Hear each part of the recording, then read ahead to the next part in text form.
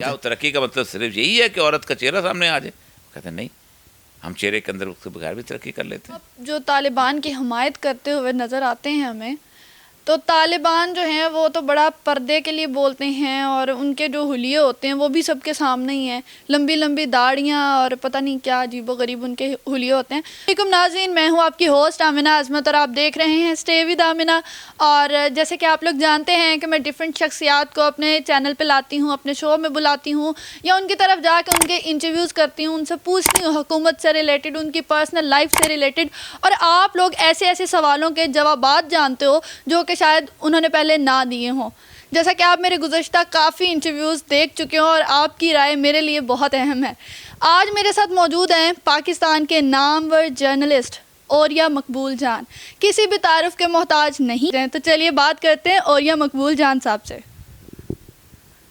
السلام علیکم سر۔ جی وعلیکم ورحمۃ اللہ۔ سر بہت شکریہ، آپ نے مجھے ٹائم دیا۔ آپ کا گھر دیکھیں، آپ کا لباس دیکھیں، یا آپ کی گاڑی، یا آپ کی لائبریری، ہر چیز جدید دور کی ہے، لیکن پھر بھی یہ ہوتے ہوئے بھی آپ پرانے طرز تعمیر کو اور پرانے دور کو بڑا پسند کرتے ہیں، اس کی کیا وجہ ہے؟ دیکھیں، رسول اکرم صلی اللہ علیہ وسلم اپنے دور کا سب سے جدید ترین آدمی تھے۔ آپ نے بدر میں جو تلواریں استعمال کی ہیں وہ رومنز کی بنی ہوئی تھی۔ آپ کے پاس جو گھوڑے تھے وہ ترکی نسل کے تھے، اور وہاں سے پل کے آتے تھے۔ جو کپڑا تھا عرب کے اندر کوئی کاٹن نہیں ہوتی، وہ مصر سے آتا تھا۔ ٹھیک، آپ نے آخری دور کے اندر ایک پاجامہ نما چیز خریدی تھی جو آج کا بیگی پینٹ ہوتی ہے، اور کہا تھا یہ سطر کے لیے بہت اچھا ہے، اس کو استعمال کریں گے۔ حضرت عمر کسروانی کباب پہنا کرتے تھے، کسرا کے زمانے کی۔ تو وہاں تو کوئی شخص کسی نے اعتراض نہیں کیا کہ اندر سے آپ مسلمان ہو، باہر سے آپ یہ ساری چیزیں پہنتے ہو۔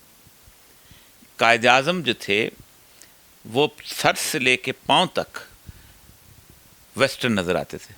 علامہ اقبال نے ہائیڈلبرگ سے پی ایچ ڈی کیا، آکسفورڈ سے تعلیم حاصل کی۔ ٹھیک، سب سے بڑے ناقد وہی تھے۔ کون سا ایسا بندہ ہے کہ جو مجھے بتائیے کہ جس نے ویسٹرن سوسائٹی کے اندر علم حاصل کرنے کے بعد، خواہ وہ چائنیز ہو، خواہ وہ انڈین ہو، خواہ وہ گاندھی ہو، گاندھی اب آکسفورڈ کا پڑھا ہوا تھا، اس کو کسی نے نہیں کہا کہ تم دھوتی کیوں پہنتے ہو، اور اس کو کوئی نہیں کہتا کہ تم ڈنڈا پکڑ کے تو چرخا کیوں چلاتے ہو۔ مسئلہ یہ ہے کہ ہم بنیادی طور پہ سمجھتے ہیں کہ میں اگر ایک تھاٹ رکھتا ہوں پرانے، تو مجھے پگڑی بھی پہننی چاہیے، مجھے داڑھی بھی رکھنی چاہیے، مجھے دھوتی بھی پہننے۔ کیوں؟ تھاٹ تو دماغ میں ہوتا ہے، لباس ہے، لباس تو آپ کوئی بھی پہن سکتے ہیں، اور کسی بھی وقت۔ اور میں نے آپ سے بتایا کہ رسول اکرم سب سے جدید ترین چیزیں، سکے تک رومن استعمال ہوئے ہیں رسول اللہ صلی اللہ علیہ وسلم کے زمانے میں۔ اپنا سکہ بھی نہیں آپ نے کہا تھا ٹھیک ہے ان کا سکہ ہے، ٹھیک ہے چل لیتے۔ اچھا سر، آپ جو طالبان کی حمایت کرتے ہوئے نظر آتے ہیں ہمیں، تو طالبان جو ہیں وہ تو بڑا پردے کے لیے بولتے ہیں، اور ان کے جو حلیے ہوتے ہیں وہ بھی سب کے سامنے ہی ہیں، لمبی لمبی داڑیاں اور پتہ نہیں کیا عجیب و غریب ان کے حلیے ہوتے ہیں۔ تو آپ اتنے جدید ہیں، آپ جو طالبان کی حمایت کرتے ہیں، اگر وہ آپ کو دیکھتے ہیں تو کیا یہ تضاد نہیں ہے؟ مطلب آپ خود جدید ہیں اور ایک مطلب اولڈ لوگوں کی وہ آپ کر رہے ہیں۔ دنیا میں قانون جو ہے اس کے بارے میں ایک لفظ آتا ہے، میں لاء کا طالب علم ہوں، بلکہ میں لاء گریجویٹ بھی ہوں، کہ law stems out from the norms and the morals of society. قانون جو ہے یہ لوگوں کے رسم و رواج سے پیدا ہوتا ہے۔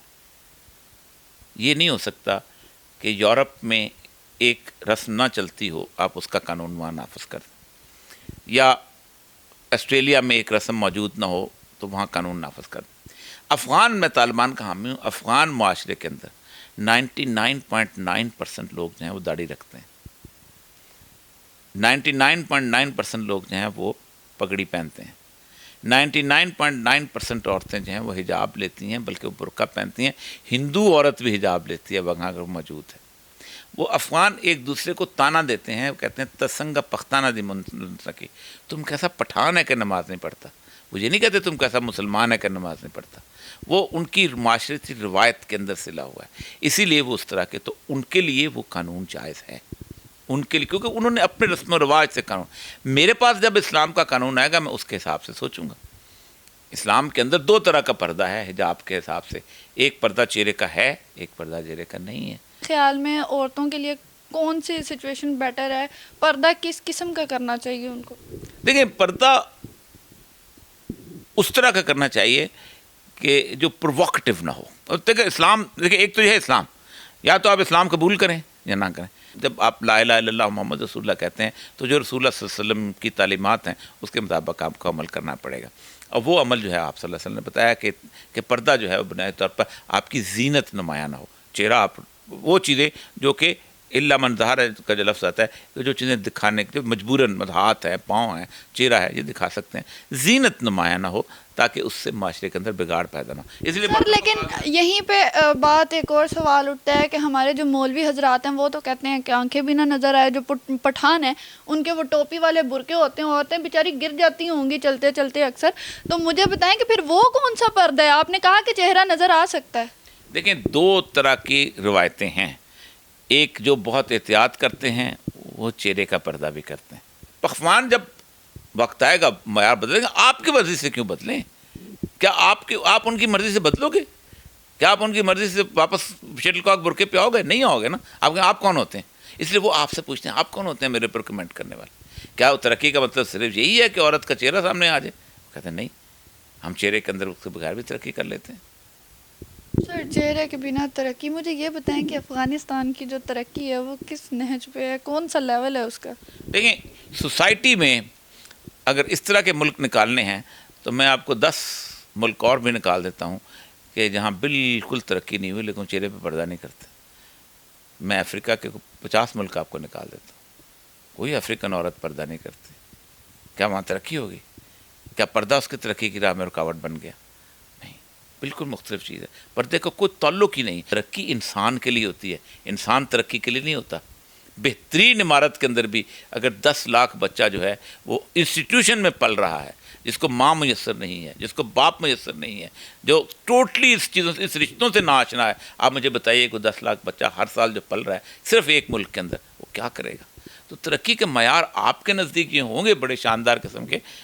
میرے نزدیک ترقی کا معیار یہ ہے کہ انسان کتنا شاندار ہوا ہے، انسان کی ذاتی زندگی کتنی شاندار ہوئی ہے، انسان خوبصورت سکون کی نیند کتنی سوتا ہے، انسان کے اندر سائیکولوجیکل ایلمنٹس کتنی کم. یہ ہے ترقی بنائی طور.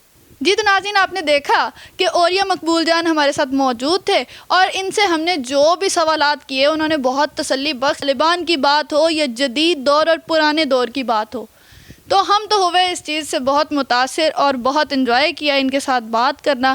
آپ مجھے کامنٹ سیکشن میں ضرور بتائیں کہ آپ کو آج کا شو کیسا لگا. Thanks for watching. Stay with Amna. اللہ حافظ.